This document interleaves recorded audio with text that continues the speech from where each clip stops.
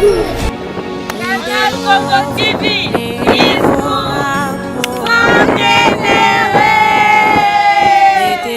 a Canal Congo TV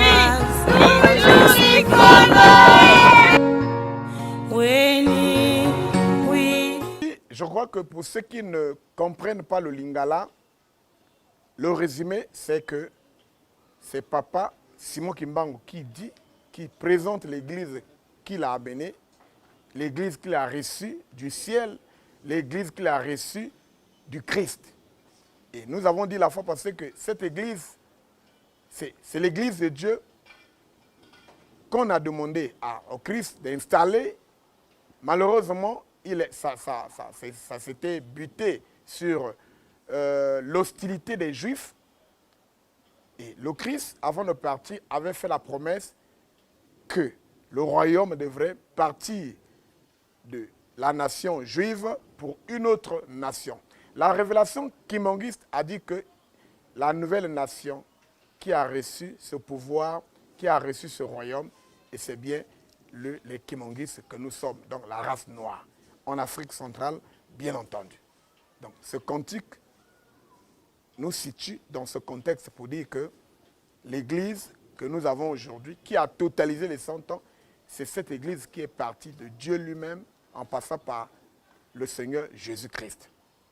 Voilà donc ce qu'il y a à retenir du cantique. Alors, je reviens sur Papa Benastev. Papa Benastev, bonjour. Bonjour Papa Boni. Avec toi la fois passée, nous avons longuement parlé de cette église. La question était de savoir pourquoi une église de plus? Parce qu'en fait, tout le monde pouvait dire que le christianisme étant là, donc Papa Kimbangu a commencé son ministère au moment où le christianisme battait son plein. Pourquoi on pouvait encore dire que l'église que Papa Kimbangu nous apporte une église de plus? Je crois que toi, tu avais répondu pour essayer de replonger les gens dans ce contexte. Je te remets la parole pour faire une petite synthèse de ce qu'on avait dit la fois passée. Merci. À la question de savoir pourquoi une autre église alors que le christianisme battait déjà son plein. Pour résumer, je vais dire que le christianisme, déjà, d'entrée de jeu plutôt, disons que le christianisme n'est pas une église en fait. C'est une spiritualité autre que l'église, parce que par définition, l'église, c'est le lieu où s'organise la spiritualité qui est liée directement à Dieu. C'est une organisation des gens, mais ce serait un peu aller trop loin, mais en fait, l'église s'assoit sur un peuple. C'est une affaire d'un peuple. Un peuple qui traite directement avec Dieu. Or, le christianisme, je ne sais pas, ce n'est pas une église. Parce que ça n'a pas pour socle un peuple. Et en plus, c'est une imposture, je l'avais dit, je reviens encore sur ce que j'avais dit. C'est une imposture, c'est une organisation politique fondée pour satisfaire les intérêts des Occidentaux, les intérêts des Blancs. Oui, voilà pourquoi. Des Romains. Des Romains, bon, voilà, on peut dire ça comme ça. Et aujourd'hui, il n'y a pas que des Romains. Voyez-vous, il y a, quand tu vas même aux États-Unis, partout dans le monde, il y a le christianisme. Donc cette organisation-là qui désoriente en fait la vraie spiritualité. Alors, voilà pourquoi Papa Simon Kimbangu, qui a reçu la mission d'installer une autre église, en fait la mission de restauration, donc devrait amener ceux auprès desquels il était venu, c'est-à-dire le peuple noir, une spiritualité typiquement, c'est-à-dire je dirais authentiquement africaine, une spiritualité liée à Dieu, parce qu'il n'y a que Dieu qui peut restaurer l'homme. Donc, en résumé, voilà ce que je peux ajouter sur ce que j'avais déjà Merci. déclaré. Je voudrais te compléter pour ceux qui nous suivent Vous savez, quand on touche le christianisme, c'est un système qui engage, je peux dire le monde entier, parce qu'ils sont fiers de dire que le christianisme s'est installé dans le monde entier. Et mais, de quelle façon? Ah, il faudrait qu'on en parle aussi, parce que lorsqu'on se targue de l'implantation du christianisme, mais derrière, ou au fond, il y a eu la violence, il y a eu la ruse, il y a eu la tricherie. J'avais illustré cela par une vidéo de ceux qui ont reconnu que les Africains, les Égyptiens avaient le savoir. Ils avaient toute la civilisation, les mathématiques, la religion, l'architecture, la médecine, je peux dire la politique. Tout est parti de l'Égypte. Mais ce savoir-là a été partagé par amour, parce que les Africains, ils ont reçu les autres peuples.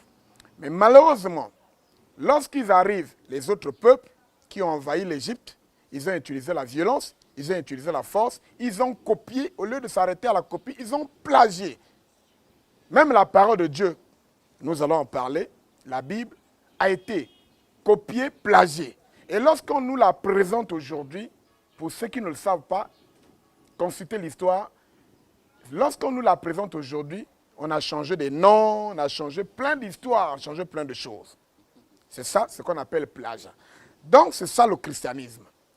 On vient, on change, on impose des dogmes. Ils ont tué Jésus, les Romains. Ils ont tué, ils ont pourchassé les apôtres. Ils les ont emprisonnés pour pouvoir étouffer. Et lorsqu'on étouffe ce pouvoir-là, divin, ils le remplacent par ce qui relève de leur volonté, donc la volonté politique. C'est ça le christianisme qui s'est implanté à travers le monde. Je voudrais donc citer un auteur ici, Thomas C. Oden, qui a écrit le livre « Comment l'Afrique a façonné la pensée chrétienne ». Il dit ceci, je cite, « L'érudition chrétienne a vu le jour à Alexandrie, qui est le plus grand centre académique du monde antique. Ce creuset du savoir, qui joua lui-même le rôle essentiel, fut lui-même transformé en christianisme et exporté vers Rome. » Vous voyez, Papa Steve, pour dire déjà qu'il y avait une religion pure, la religion de Christ, qui a eu pour point de départ Alexandrie. Alexandrie, c'est la ville, une des villes égyptiennes créées par les Grecs. Et l'histoire est partie de là, mais ça a été transformé par ce qu'on appelle le christianisme. Donc, pour conclure avec Papa Steve, que le christianisme, en fait, c'est un système politico-religieux. À l'intérieur, il y a eu l'intervention de l'empereur, on cite l'empereur Constantin, on cite l'empereur Aurélien, qui ont changé tout, même la date de naissance de Jésus-Christ. Ils ont changé le calendrier. Vous savez, quand on change le calendrier, ça veut dire qu'on veut changer l'histoire, faire perdre les traces. C'est ça le christianisme. Donc, pour dire que, en fait, le christianisme n'est pas une religion de Dieu en tant que telle. Voilà pourquoi, au sein de ce système, Dieu va susciter un autre rejeton, de la même façon qu'il avait suscité le nouveau rejeton dans la tribu de David, dans le judaïsme, quand le judaïsme était corrompu, on a suscité un nouveau rejeton, c'était Jésus-Christ. Et lorsque le christianisme a été corrompu, Dieu a suscité un autre rejeton, c'est Simon Kimbangu. Pour le cas de Jésus, je demande que vous lisez Ésaïe chapitre 11, de 1 à 3. On parle de la promesse d'un nouveau rejeton et nous disons que c'est Jésus-Christ.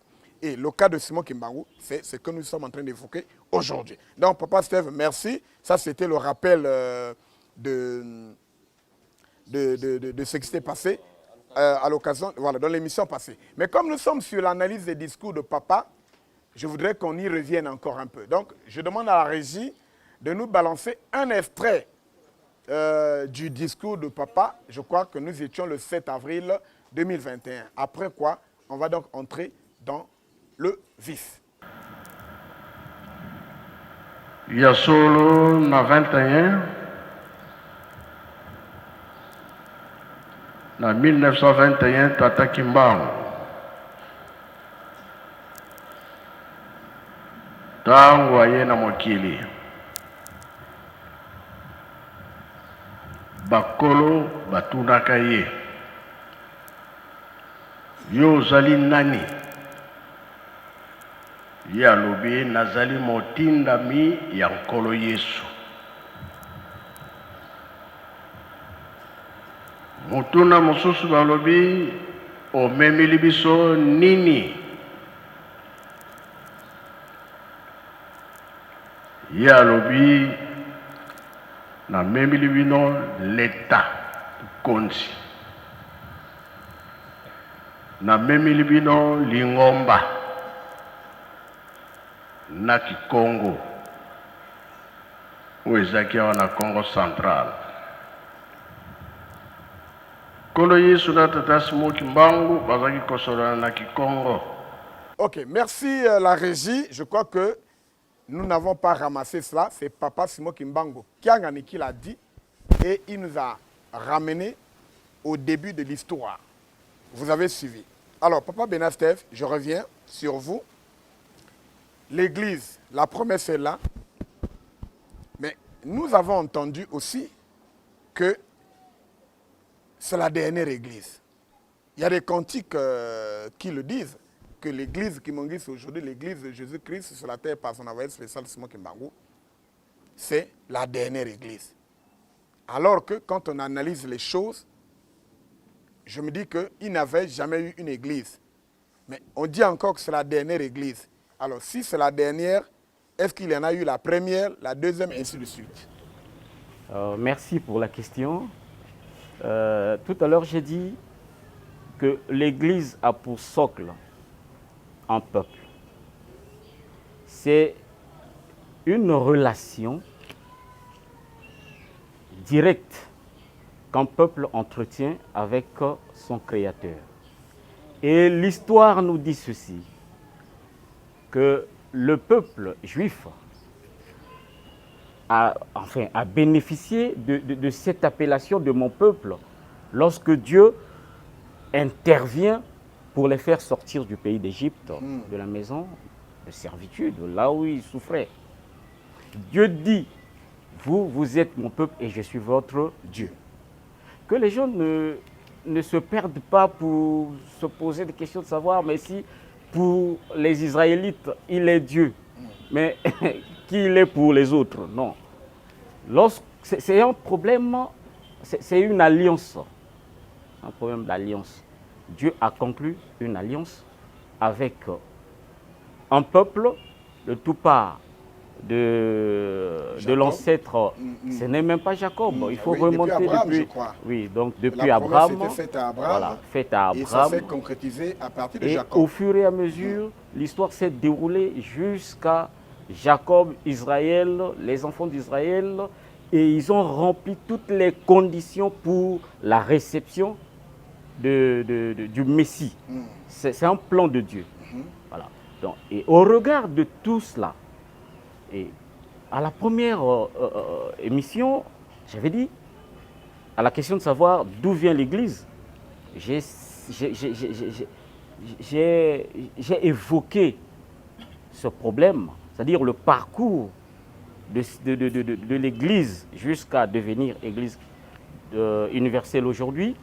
Donc le tout part de ces enfants d'Israël, de cette alliance avec les enfants d'Israël, de ce que ces enfants d'Israël en tant que peuple avaient réuni comme condition.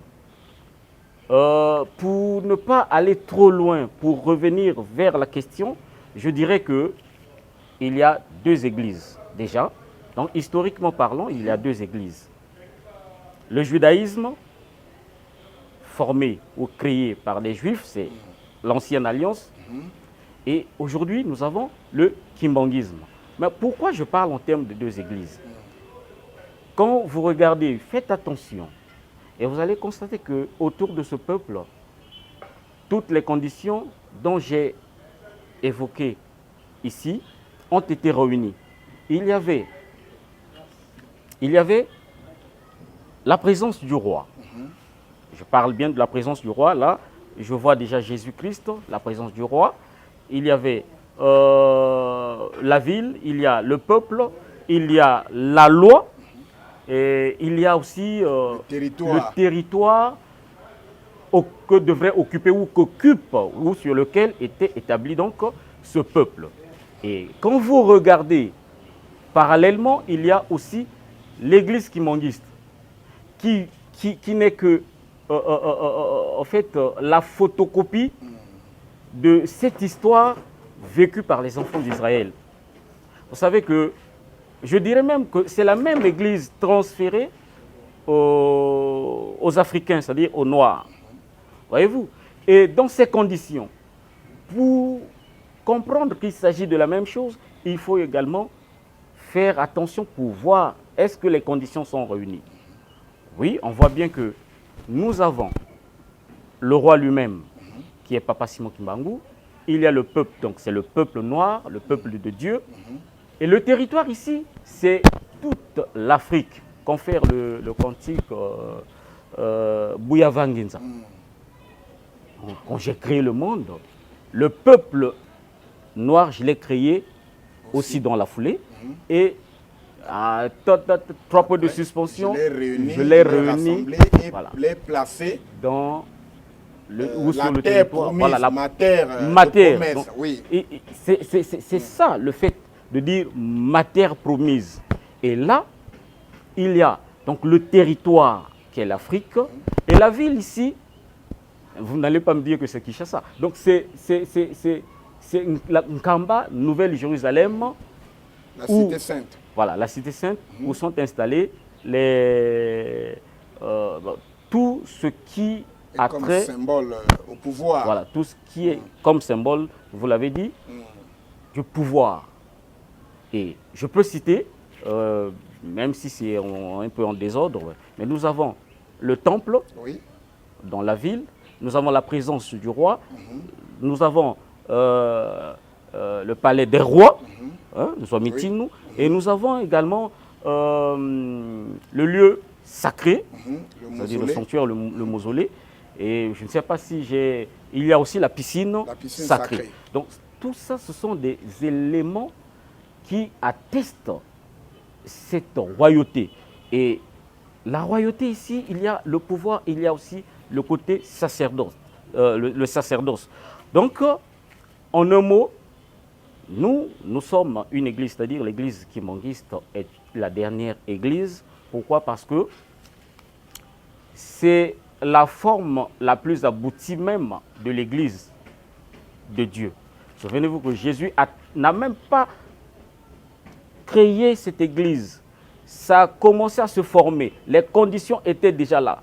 Et il a commencé à installer les bases. Mais rejeté par les Juifs, il a délocalisé automatiquement cette église, confère... Matthieu 21. Oui, vous aimez trop la Bible. Moi, c'est les cantiques que j'aime citer ici. Confère Simon de Cyrène. Donc, le cantique Simon de Cyrène. Le cantique Simon de Cyrène qui dit que Simon de Cyrène, que nous savons, dont nous connaissons l'identité spirituelle, qui n'est en fait que le Saint-Esprit, Papa Simon Kimbangu, est venu dans cette ville prendre auprès de Jésus-Christ la croix qui symbolisait finalement l'Église et finalement venir l'implanter pour le salut des Africains. Donc, alors, pour chuter, pourquoi est-ce que c'est la dernière? C'est la dernière, pourquoi? Parce que c'est la dernière Église qui va rester au monde. Vous verrez que au fil du temps, les autres spiritualités qui ne relèvent pas de Dieu vont se faire avaler petit à petit, tel le serpent de Moïse avait avalé les serpents de Pharaon. Et ça va rester, il va rester au monde une seule église qui va donc permettre ou faciliter la restauration de l'homme dans le monde et qui va également façonner, disons, faciliter la restauration du cosmos. Voilà. Merci Papa Steve, vous avez beaucoup développé. Pour ceux qui viennent de nous prendre en cours d'émission, nous sommes sur les analyses, nous sommes sur l'analyse des discours, les discours lors de la célébration du centenaire. Et vous savez que Papa Simon Kimbangu Kiangani, le chef supérieur de l'église Kimangis, nous avait ramené dans le temps. Et il avait rappelé les propos de Papa Simon Kimbangu qui disait que je vous ai amené 3 choses: l'État, donc le pouvoir, l'Église, la spiritualité, et puis la langue, donc la langue Congo. Nous avons commencé cette émission et le premier point à être développé, c'est d'abord l'Église, parce que prochainement, on va parler de l'État, on va parler aussi de la langue. Nous sommes encore sur l'Église. Bien, la question que j'ai posée tout à l'heure, c'était de savoir pourquoi on dit que c'est la dernière Église. Si il nous a amené une Église, et ça devrait être la première, et puis peut-être à la fois la dernière. Mais pourquoi on dit la dernière? Quelle a été la première? C'est là où il a fait un long développement pour parler du judaïsme. En fait, dans le judaïsme, nous préférons parler de l'Église que de la religion, parce que la religion, vous voyez, ce terme-là, c'est un peu compliqué, c'est comme un système. Mais nous parlons de l'Église qui est un regroupement, qui est un rassemblement des gens autour d'une croyance, et une croyance orientée vers le Dieu qui a créé le monde, pas les autres spiritualités, pas les autres divinités. L'histoire nous a démontré qu'on a commencé à parler de l'Église lors de la sortie des enfants d'Israël de l'Égypte. C'est là où on parle de l'Église. Ils étaient conduits par Moïse, qui était aussi appelé Dieu à cette époque-là, parce que lui, il incarnait la puissance divine. Moïse n'est pas arrivé à la terre promise, il est parti, et c'est Josué qui a conduit la troupe jusqu'à arriver à la terre promise. Il s'est passé plein de choses. Et comme il n'avait pas la présence de Dieu, c'est-à-dire qu'il n'y avait pas physiquement un leader, les enfants d'Israël se sont livrés à plein de pratiques. Et Dieu, au fur et à mesure, envoyait des prophètes. Malheureusement, lorsque les prophètes arrivaient et leur parlaient, ils se jetaient sur eux et ils les tuaient. Au finish, Dieu va envoyer son propre fils, Jésus-Christ. C'est ça l'histoire. Et lorsque Jésus-Christ arrive, en fait, pour qu'on parle du royaume, pour qu'on parle de l'église proprement dite de Dieu, il faut 5 éléments principaux. Papa Benast vient de les citer. Il faut le roi lui-même. À côté de lui ou autour de lui, il y a le peuple. Donc, à l'époque, Moïse pouvait faire office de roi. Malheureusement, il était éliminé. Mais quand le Messie arrive, Jésus, c'est lui qui devrait être ce roi-là. Le peuple était là, le peuple juif. Donc, le roi, le peuple, il faut le territoire. Ça, c'est le 3e élément, le territoire. Il y a la ville, Jérusalem. Il y a, donc, le 5e élément, c'est la loi. Autrement dit, la constitution. Vous voyez que les enfants d'Israël étaient conduits par une législation bien rigoureuse, ce que les gens appellent vulgairement la loi de Moïse. C'est ça la Torah. Et je sais que cette Torah-là était donnée à Moïse un certain Sivan qui correspond aux 25 mains. Aux 25 mains. Donc, c'est en cette même date du 6 Sivan, du 25 mai, que Dieu avait fait la promesse à Moïse que je vais susciter au sein des enfants d'Israël un autre prophète comme toi. Et la Bible au Nouveau Testament, Acte 3, 20 à 22, nous dit que ce prophète, autre prophète comme Moïse, c'était donc Jésus-Christ. Et la promesse était faite, nous lisons Deutéronome 18, 18. C'est déjà une petite parenthèse pour dire que la promesse de Jésus était faite le 25 mai. Il est né aussi le 25 mai. Ça, c'est une parenthèse que je referme. Donc, Papa Steve venait de citer les 5 éléments qui constituent véritablement le royaume, l'Église. Malheureusement, du fait d'avoir rejeté Christ, ils ont perdu un élément important, c'est le roi. Si bien qu'il a dit que du fait que vous m'avez rejeté, on va vous ôter le royaume pour le transférer à une autre nation. Donc, la première nation étant les Juifs, c'est ça, la première église. Et comme cette église a été transférée chez nous, en Afrique centrale, chez les Noirs, à travers donc l'autre paraclet, c'est Simon Kimbangu. Voilà donc la deuxième église et donc la dernière. Papa Diengenda a eu tout le temps de nous dire que nous sommes la photocopie des enfants d'Israël. Je viens donc de comprendre à partir de ce que Papa Steve a dit. Je crois que vous avez suivi et compris au même moment que moi que Papa Diengenda avait raison de dire que nous sommes effectivement la photocopie des enfants d'Israël. Je continue pour dire que lorsqu'on fait les similitudes entre le kimanguisme et le judaïsme, nous voyons qu'eux, ils avaient une ville, ils avaient le territoire, il y avait le peuple, il y avait la loi. Et il faut qu'on entre un peu dans la ville, Jérusalem. Donc, dans la ville, il y avait quoi? 1, le temple. 2, il y avait le mausolée. Là-bas, on parlait de tabernacle. Tabernacle, c'est là où résidait Dieu, donc l'Esprit de Dieu. Ils avaient le lieu saint, le lieu très saint. Il y avait aussi le palais des rois, palais royal. Vous allez retrouver tous ces éléments-là en Kamba. Et il y avait la piscine sacrée.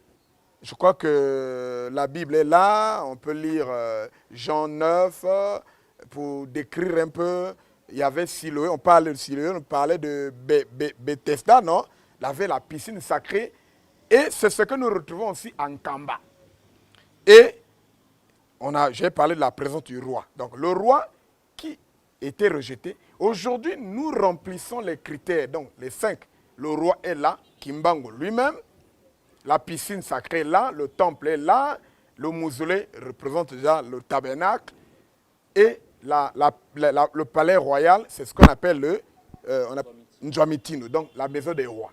Voilà donc ce qui fait du kimanguisme l'église de Dieu, le royaume de Dieu, implanté par l'autre paraclet, c'est Papa Simon Kimbangu. Alors, je crois que là, les gens ont compris, mais Papa Benastez, c'est une façon de dire que le christianisme, considéré comme un système politique, n'est pas vraiment considéré comme système religieux en tant que tel. Alors, ça veut dire qu'à travers ton intervention, à travers ces analyses, ça veut dire qu'il y a un rejet du christianisme par les kimanguistes, implicitement.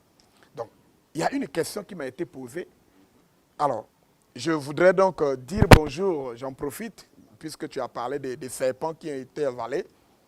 Je salue ma sœur Ochéa, la sentinelle. Elle m'avait dit à Télé Congo une fois que nous nous approchons du centenaire.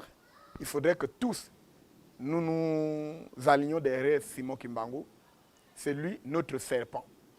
Il dit parce qu'il y a plusieurs personnes à travers l'Afrique, un peu à travers le monde, qui s'arrogent la place de ce paraclet-là.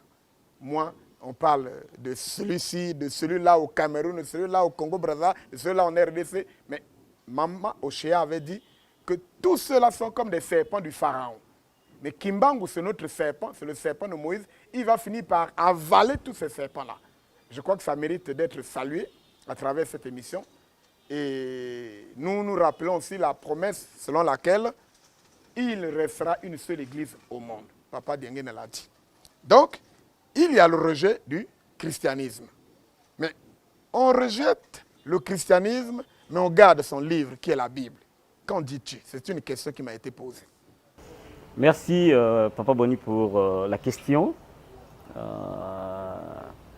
En toute réponse, je ferai encore une fois référence à la définition de l'Église. Lisez, consultez vos dictionnaires. L'Église, c'est quoi? Et quand je me situe dans le christianisme, dans quelle spiritualité suis-je? Posez-vous la question. Et on ne le dirait jamais assez.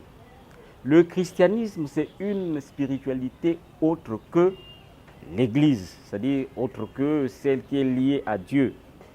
C'est autre chose. Et voilà pourquoi Papa Simon Kimbangu, autre paraclet, celui qui était annoncé par Jésus-Christ quand il arrive pour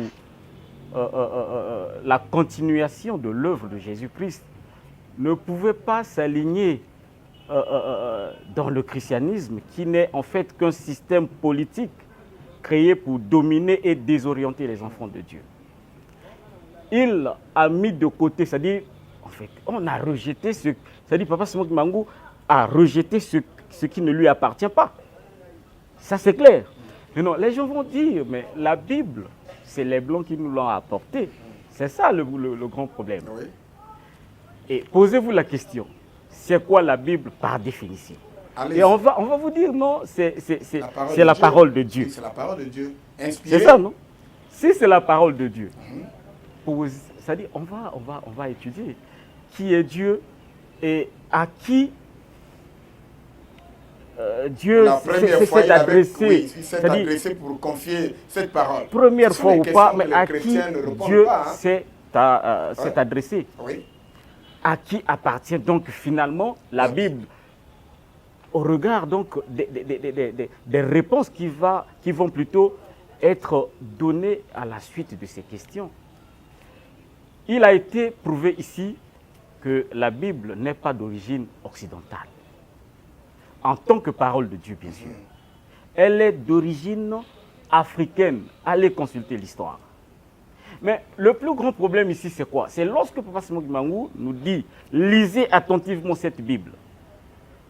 Et c'est comme ça que nous allons attraper le voleur avec l'objet volé. Alors, qui est le voleur?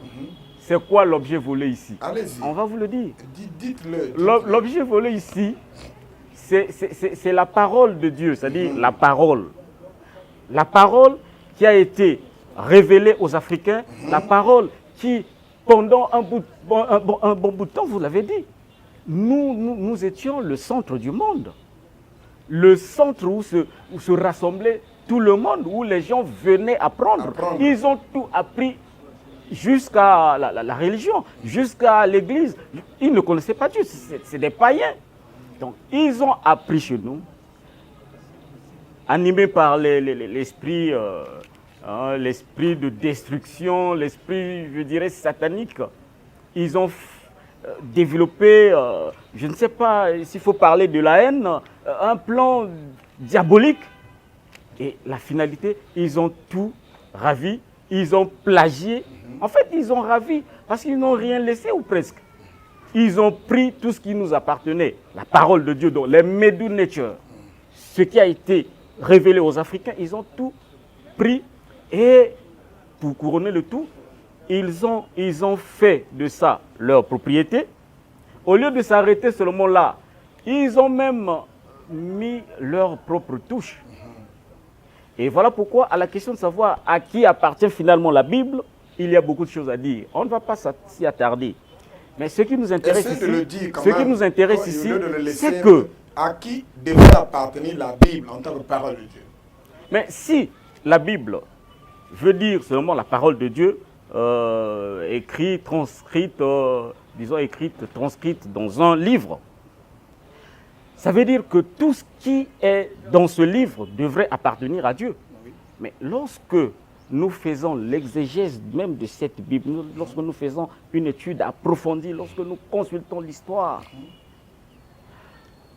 on constate qu'il y a la différence même, c'est-à-dire il y a au-delà des contradictions que les gens ont essayé un peu de mettre volontairement, mais il y a le fait que les principes moraux y contenus, c'est-à-dire les principes moraux qui sont contenus dans ce livre, ne reflètent en rien le comportement de ceux qui nous ont... Là, je peux quand même t'aider. Voilà. Dans la Bible, Galates 3, versets 27 à 28, on parle de l'unité des croyants où on ne devrait plus distinguer grec du juif, l'esclave du maître. Mais je m'arrête là. Mais ceux qui ont apporté cette même Bible-là, là où il y a une telle disposition, mais ils ont pris des Africains, des Congolais, ils les ont transformés en esclaves. C'est déjà une preuve. Vous pouvez continuer. Alors, donc, lorsque nous examinons à fond cette question, il y a, c'est-à-dire, on peut en un mot répondre pour dire, enfin, donner la réponse simple pour dire que la Bible est en fait notre propriété. Donc la Bible, c'est notre propriété. Enfin, en tant que parole de Dieu. En tant que parole de Dieu. Mais le livre vient de l'Occident. Le livre, ça, c'est eux avec... Et voilà pourquoi Papa Simon Kimbangu nous dit, c'est-à-dire lorsqu'il a dit, nous aurons lisé attentivement, mais à la fin, il va dire, nous aurons notre propre livre. C'est pas pour rien. Donc, ça présuppose que la parole de Dieu y est, je ne sais à quel degré, 80%, 90%, mais comme il y a ce qui a été ajouté pour biaiser et dérouter, c'est-à-dire changer la direction de la croyance, c'est sûr que le moment viendra où Dieu, lorsqu'il va décider, parce que lui, il est souverain, et il va donc s'opérer un grand changement. La Bible va être modifiée et finalement nous aurons notre propre livre parce que nous sommes les premiers à avoir écouté Dieu. Ça veut dire tout simplement que la vérité, c'est nous qui pouvons la dire. Voyez-vous? Et ce n'est pas pour rien. Mais lorsque Moïse sort ou en fait aide les enfants d'Israël grâce à Dieu à sortir du pays d'Égypte, je ne vois pas à quel moment il a pris, il a écrit, il a fait ceci. C'est vrai qu'il y a les livres qu'on lui attribue, c'est vrai, c'est ça, on peut accepter, on accepte. Mais je me pose la question, à quel moment Moïse pouvait connaître cette histoire, les circonstances, même de création, tout ça, la genèse du monde. Il est allé jusqu'à décrire les circonstances de sa propre mort. Ça veut dire tout simplement... Dans les livres qu'on attribue à Moïse, on lit des mentions où on décrit la mort de Moïse, comment il est mort, comment il est enterré, comment son corps était discuté, il y a quelque chose comme ça. Donc quelqu'un qui écrit un livre, mais il décrit déjà les conditions de sa propre mort. Par prophétie, on pouvait dire que Moïse a dit que je devrais mourir comme ceci, comme ça. Mais lorsqu'on vous dit qu'il est mort, on l'a enterré, et on dit que ce livre a été écrit par Moïse. Donc Moïse a écrit un livre dans lequel il parle de sa propre mort. Voilà, donc, ça, ce n'est que les chrétiens qui peuvent l'avaler. Nous sommes les chrétiens kimonguistes. Nous avons la touche de Dieu, la révélation est là, Dieu est là. Et je crois qu'il faut donc donner raison à Papa Simon Kimbangu quand il dit continuez à lire quand même.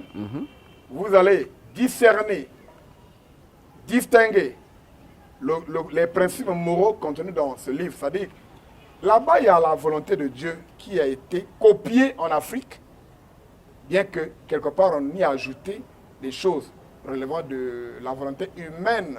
Parce qu'il y avait déjà, quand vous lisez la Bible, vous allez voir qu'il y a plusieurs communautés religieuses en conflit. Je vous dis, je vous fais cette anecdote, la Bible de Jérusalem est différente de la Bible de Jérusalem qui est l'œuvre des catholiques, est différente de...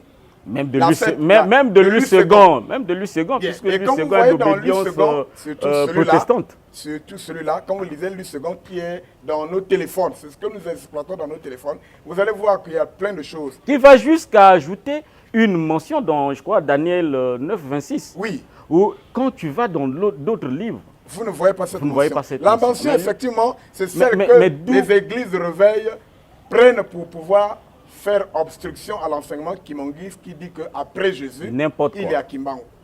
Et eux, ils disent, puisqu'en lisant Daniel 9, 26, dans la Bible Louis II que nous avons dans nos téléphones, on va vous dire qu'après les 62 semaines, un OF sera retranché et il n'y a plus un successeur. Il n'aura pas Il n'aura plus, oui, de successeur. de successeur. Ça, c'est la mention dans le livre, la Bible de Louis II. Mais quand vous allez dans les autres Bibles, Bible de Jérusalem, Bible de ceci, Bible de cela, il n'y a pas cette mention. Et vous allez constater que là, il se met même en contradiction. Avec là, les paroles de Christ. Il contredit Christ. Voilà. Christ Et c'est dit, ça la voilà. Bible que nous avons.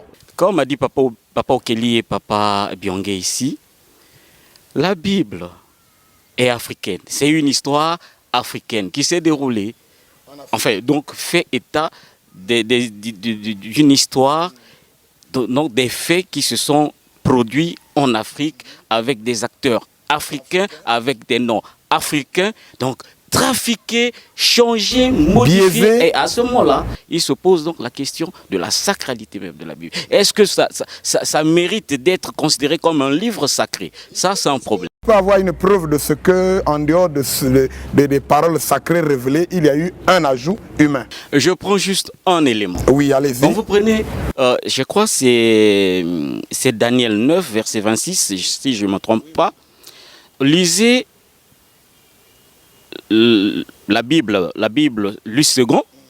Vous allez trouver une mention. Il y a une mention qu'il avait ajoutée consciemment, mais qu'on ne peut retrouver nulle part dans d'autres versions de Bible. Oui. Il dit, je crois 26, si je ne me trompe pas. Donc là où on dit, après un certain nombre de semaines, 52 semaines, oui, voilà, vous, donc, vous allez lire. voilà, vous donc le coin va se retrancher et tout. Mais lui, il ajoute qu'il n'y aura pas de successeur. Et quand vous prenez la Bible Tob, prenez d'autres Bibles. Sans te couper, est-ce que Papa Okele est prêt avec... encore révolu pour voilà, oui. Alors, donc, quand vous prenez James, c'est quoi James, King James, tout ça, la Bible là, vous prenez d'autres Bibles comme Tob et tout, La Bible vous de ne Jérusalem verrez également. jamais cette mention. Mais ça vient d'où? Si Papa Okeli est prêt. Oui, prenez le micro. Oui, non, prenez l'autre micro, voilà. Oui. Eh bien, merci. Je vais lire au nom du Père, du Fils et du Saint-Esprit. Je suis d'abord sur la version Louis II, Daniel 9, 26.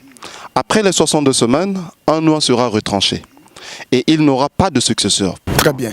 Très bien. Je prends la version King James. Elle est en anglais. And after 80 and 2 weeks shall Messiah be cut off, but not for himself. And the people of the prince that shall come shall destroy the city and the sanctuary. Je prends French Darby. Ici, là, on dit, ça s'arrête à but not for himself. Voilà, pas pour lui-même. Là, déjà, ça. Je prends la version, voilà, je prends la version Darby. Oui. Et après les 62 semaines, le Messie sera retranché et n'aura rien. Le Messie sera retranché et n'aura rien. Je prends la version Bible des peuples. Après les 62 semaines, un homme consacré sera mis à mort, bien que l'on n'ait pas trouvé de faute en lui. Point. Très bien. Je prends la version... Oui, c'est déjà beaucoup. Sassi. Non, on s'arrête quand même à ça, c'est important. Et après 62 semaines, le Christ sera mis à mort. Point virgule. Et le peuple qui le doit régner ne sera point son peuple. Point. Alors, si j'ai voulu rebondir sur ce que Papa Steve a dit, c'est qu'il y a une mention très importante. Messieurs les frères chrétiens, la Bible, la version de Louis II, c'est ce que nous lisons dans nos téléphones. C'est celle qui est répandue aujourd'hui. Dans ce passage qui vient d'être lu, il y a une mention qui dit « Un oint sera retranché après peut-être 62 semaines. » Ce oint-là, on dit c'est Christ. Et il y a une mention qui dit « Il n'aura pas de successeur ». Donc, les gens qui basent leur foi sur cette version biblique ne reconnaîtront jamais qu'il y ait un autre paraclet. Là, ça contredit déjà même les gens. Ils contredisent même Jésus-Christ. Et la plupart des chrétiens ont basé leur foi là pour dire qu'après Christ, il ne devait pas avoir quelqu'un d'autre. C'est écrit dans la Bible. Alors, lorsque nous lisons les autres versions bibliques, je connais la Bible de Jérusalem, la Bible King James, bon, vous lisez ces traductions-là, vous allez voir qu'il y a une contradiction. C'est ce qu'on appelle la touche humaine. Nous arrivons donc pratiquement à la fin de notre émission. Vous savez, c'est toujours très pathétique quand on parle de ces choses-là. On a envie de parler, mais le temps, enfin, l'émission, la télé, c'est le temps. On nous fait signe que nous sommes arrivés à la fin de l'émission. Nous vous rappelons une chose. Nous sommes sur l'analyse des discours de Papa Simon Kimbangu Kiangani, chef spirituel de l'église kimangiste. Discours tenu le 6, le 7 et le 8 avril 2021 lors de la célébration du centenaire. Là-bas, nous avons pu dénicher les paroles sacrées quand il rappelait que, à l'époque, au commencement, Papa Simon Kimbangu avait dit qu'il nous a amené l'État, l'Église et la langue Congo. Nous avons donc analysé quelque chose sur l'Église. On a fait l'essentiel pour vous dire que l'Église est partie de Dieu, c'est la promesse de Dieu. Pourquoi l'Église? L'Église, c'est une assemblée.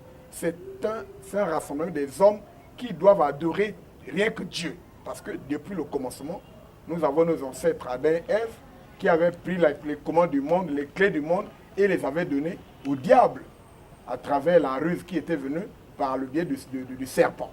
Et depuis lors, le monde dans lequel nous vivons est sous l'emprise du diable, de Satan. Il a multiplié ses serviteurs, nous sommes en train de souffrir. Et nous vous disons, d'après la révélation qui m'ont dit, que tout cela s'est passé ici en Afrique. Adam et Ève, les premiers hommes, tout ça se fait passer en Afrique centrale, là où se trouve aussi le jardin d'Éden. Ça a été démontré. Donc, si le mal est parti de l'Afrique centrale, la réparation, sinon la restauration, veut aussi partir en Afrique centrale. C'est là où, normalement, il faut installer l'Église. Ésaïe 19 nous parle de ça, qu'il y aura l'autel à l'Éternel au centre de l'Égypte. Quand on dit l'autel de l'Éternel, c'est une alliance, ça veut dire qu'un lieu où on va maintenant adorer l'Éternel véritablement. Et c'est là où le mal était parti. Nous ne parlons pas en l'air, les preuves sont là dans la Bible. Donc, s'il faut parler de l'Église de Dieu véritablement, c'est celle qui est dirigée par un envoyé de Dieu.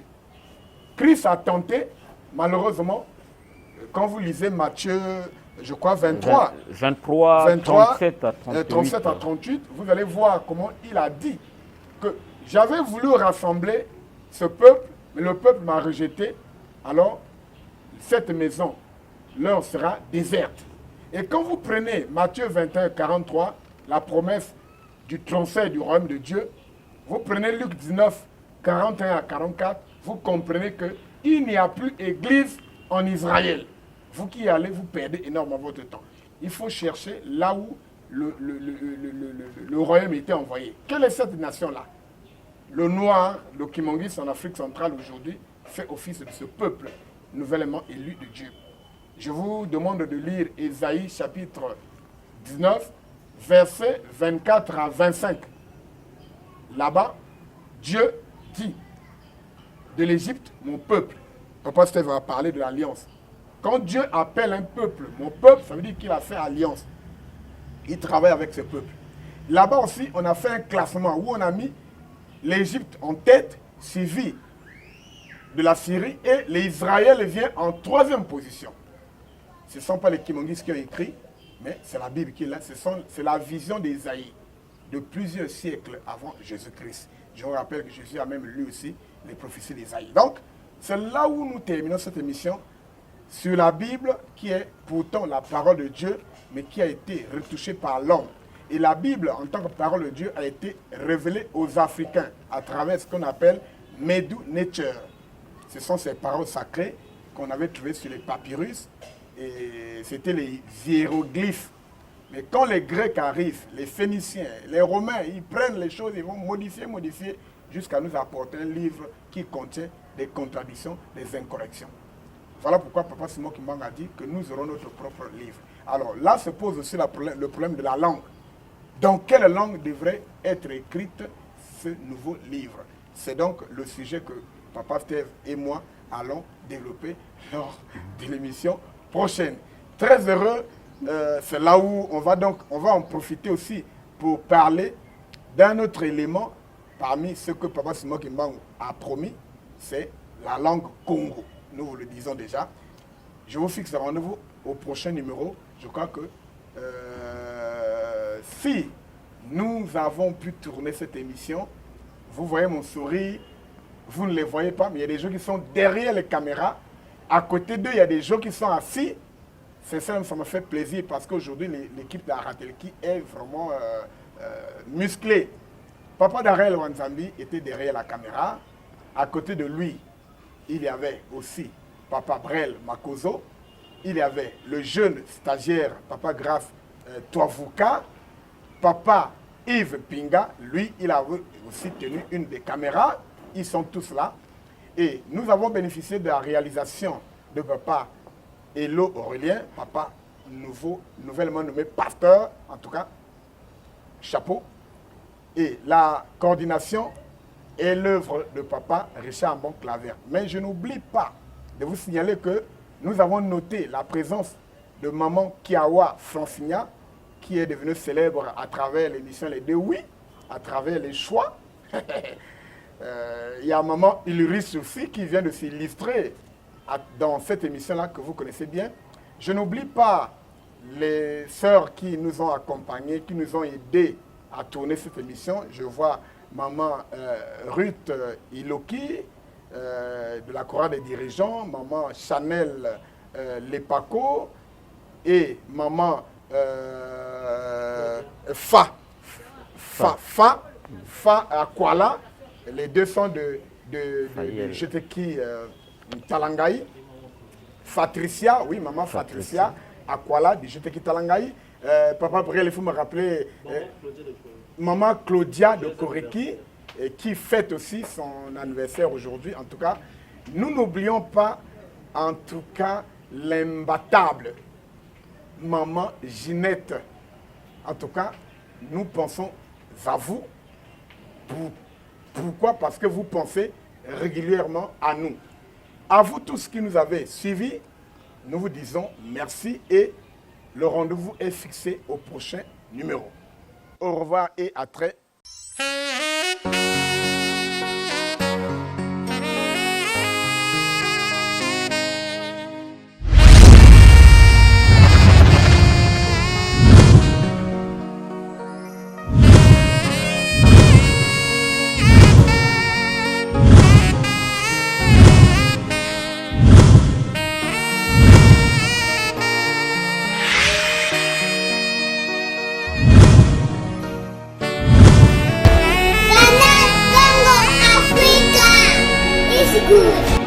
Canal Congo TV.